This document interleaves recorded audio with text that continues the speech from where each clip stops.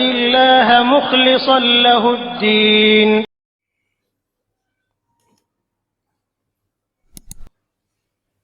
Assalamualaikum warahmatullahi wabarakatuh. Alhamdulillahilladzi anzala as-sakinata fi qulubil mu'minin liyazdadu imanan ma imanihim. Asyhadu an la ilaha illallah wahdahu la syarika lah. Wa asyhadu anna Muhammadan abduhu wa rasuluhu la nabiyya ba'dah. Allahumma fassalli wa sallim ala sayyidina Muhammad wa ala ali Muhammad amma ba'd. Hadirin jamaah salat subuh rahimakumullah. Di antara orang yang cerdas, kata Rasulullah sallallahu alaihi wasallam, adalah orang yang senantiasa mengingat kematian dan sibuk mempersiapkan diri untuk bekal mati. Dan insya Allah kita itu akan lebih banyak tinggal di alam barzah, akan lebih banyak tinggal di alam kubur daripada di alam dunia ini. Terlebih-lebih umat Rasulullah sallallahu alaihi wasallam itu adalah tidak jauh dari usia 63 tahun. Berbeda dengan Nabi Nuh alaihissalam sampai diberi umur oleh Allah 1000 tahun. Alfasanatin illa humsina. 950 tahun Nabi Nuh berdakwah. Begitu lamanya waktu yang ditempuh oleh Nabi Nuh, hatta istri dan anaknya pun dua-duanya mati dalam keadaan kafir. Nauzubillah min zalik. Rabbi inni da'autu qaumi laila wa nahara falam yazidhum du'ai illa firara wa inni kullama da'autuhum litaghfir lahum ja'alu asabi'ahum fi adanihim wastaghfaru thiyabahum wa asarru wastakbaru istikbara. Mangga. Silakan hafal surat Nuh itu ya. Diakhiri dengan Rabbik firli wali walidayya waliman dakhala baitiya mu'mina walil mu'minina wal mu'minat wala tazidil zalimina illa tabara. Kalau bahasa orangnya betapa ngejerit maratan langit, ngeciak maratan jagat Nabi Nuh itu. Menangisi atas kekafiran istri dan anaknya. Ya. Tapi walaupun demikian Allah berikan gelar salah satu Rasul Ulul Azmi. Walaupun tidak berhasil mengislamkan istri dan anaknya. Salah satunya adalah kesabaran yang sangat luar biasa. 950 tahun yang menjadi pengikut Nabi Nuh hanya 40 orang saja. Sisanya mati dalam keadaan kafir yang dihantam dengan banjir bandang pada waktu itu. Maka kita terkenal dengan kapal Nabi Nuh. Kapal Nabi Nuh itu disebut dengan munzalan mubarakan. Itulah orang-orang yang diselamatkan dari badai banjir yang masuk ke dalam kapalnya Nabi Nuh alaihissalam. Salah satu di antara sifat kafir adalah ngeyel. Bahasa kitanya kumaha aing. Ya. Seperti ada nenek-nenek mantan presiden kita, anak pendiri republik ini. Para mubalik, para ustadz, para kiai ngomong surga dan neraka.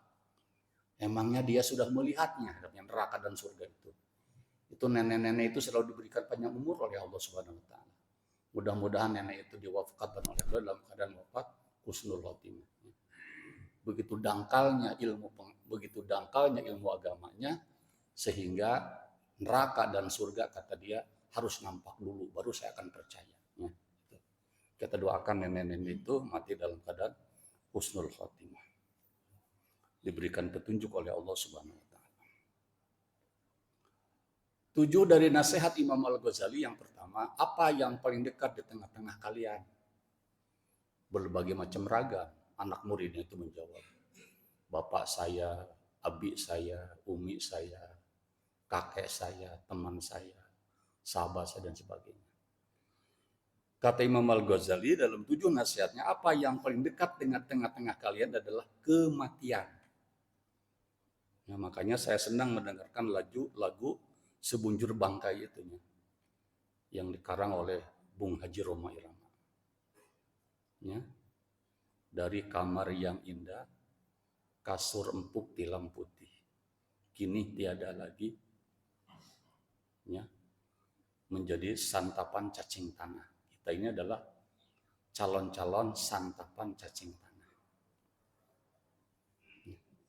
Apa yang paling dekat dengan tengah kalian, kata Imam Ghazali, adalah kematian.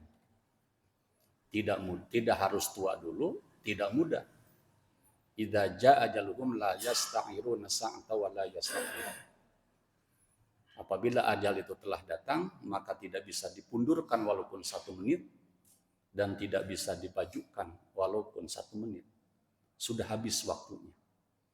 Dan ajal itu tidak menggunakan nomor urut, luar biasanya itu. Kalau menggunakan nomor urut, usia 90 tahun lebih dulu meninggal dunia. Tapi malaikat Ijrail menggunakan nomor cabut, bukan nomor urut. Oleh sebab itulah waspadalah. Ya, waspadalah dalam keadaan apakah Allah Subhanahu wa taala wafatkan kita. Nasihat para ulama, sering-seringlah datang ke majlis taklim. Hindari majlis-majlis taklajim. Majlis-majlis zikir, majlis-majlis Quran, majlis-majlis salawat, majlis taklim, ada bibah dan sebagainya. Itu yang insya Allah yang akan menyelamatkan kita. Terus itu. Yang kedua, apa yang paling cepat? Yang paling cepat adalah waktu. Tidak terasa kita sekarang berada di pengakhir, di ujung akhir zaman hari ini. Di mana orang pintar semakin banyak dan orang benar semakin langka. Subhanallah itu ya. Dana yang dibangsat oleh para koruptor itu, kalau dibagikan kepada seluruh bangsa Indonesia, seperkakak kita kebagian 44 juta. Bayangkan. Ya, cukupnya. Ya, paikin cukupnya. Yang THR 44 jutanya. Itu maka Ustadz Abdul Somad mengatakan, terlalu sopan kita mengatakan koruptor. Yang paling tepat buat mereka adalah bangsat-bangsat itu. Karena terlalu sopan koruptor itu. Ya. Ketika di kamera kan masih tetap tersenyum, ya, masih melambaikan tangan. Ini luar biasa. Ya. Itu 44 juta di Roymakumtohnya gitu. Ya. Indonesia tanah air beta, tetap dipuja-puja bangsa. Indonesia tanah air beta, rakyatnya banyak yang sengsara. Itu luar biasa. Apa yang cepat adalah waktu, tidak terasa ya. Saya sudah 51 tahun, tidak akan lama lagi tinggal di dunia ini. Tidak terasa. Oleh sebab itulah sekarang sudah tidak nafsu lagi gitu kan. Terhadap dunia, bukan tidak harus usaha gitu kan. Jadi lebih baik mengedepankan hidup gue, lebih mengedepankan pada substansi bukan pada gengsi kan gitu. Yang kedua, apa yang besar tengah-tengah kita? Yang paling besar tadi hawa nafsu. Hawa nafsu yang mendorong mereka sampai berbuat keji. Tidak pernah kita saksikan para pengamen di jalan, para pemulung yang hanya mempertahankan bagaimana hari ini bisa makan. Bagaimana mereka hari ini bisa makan dengan dengan pungutan sampahnya. Jiwa-jiwa empatinya itu tidak ada. Maka para koruptor disebut dengan ulaika kal an'am bal hum adall, ulaika humul ghafilun. Ulaika kal an'am, para koruptor itu ulaika kal an'am, bagaikan anjing, bahkan lebih parah daripada anjing sekalipun. Ulaika humul ghafilun, itulah orang-orang yang ghafil. Itu direkam oleh Allah Subhanahu wa taala dalam surat Al-An'am ayat 179. Maka luar biasa, ada sebuah negara namanya itu negara Finlandia, negara kecil, negara termakmur di dunia, dan negaranya adalah negara termakmur di dunia dan rakyat-rakyatnya terbahagia di dunia. Satu di antara resepnya adalah tidak ada seorang pun pejabat negara yang berani bohong. Ya. Kenapa aku tidak berani bohong? Karena kalau aku bohong, pasti direkam dan ditiru oleh anak-anakku sendiri, oleh generasiku sendiri. Ya kalau di Indonesia kalau di Indonesia ada pejabat yang jujur sudah pasti kan. Rukun iman pejabat itu ada 7. Yang ketujuhnya itu adalah harus iman kepada KPK. Dia takut oleh KPK. Tapi dia bukan takut kepada KPK, tetapi takut ditiru oleh generasi mudanya. Bayangkan. Dari sifat sidik, tabligh, amanah, fatonah, kalau dipraktekkan oleh para penyelenggara negara ini, insya Allah keadilan sosial bagi seluruh rakyat Indonesia. Bukan keadilan sosial bagi segelintir rakyat Indonesia. Yang besar itu apa? Hawa nafsu. Kapan hawa nafsu berakhir? Hatta zurtumul maqabir.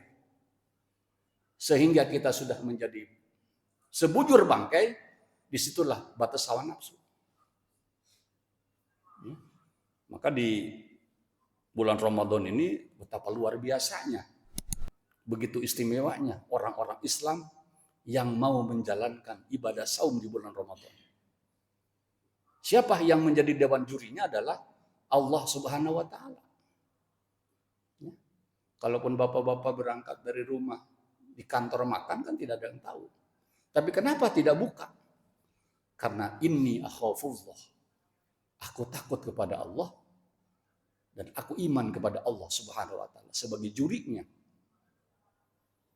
Sebagai hakimnya adalah Tuhan kita Allah Subhanahu wa taala, yang Tuhan Allah itu la ta'khudhu sinatun wala naum.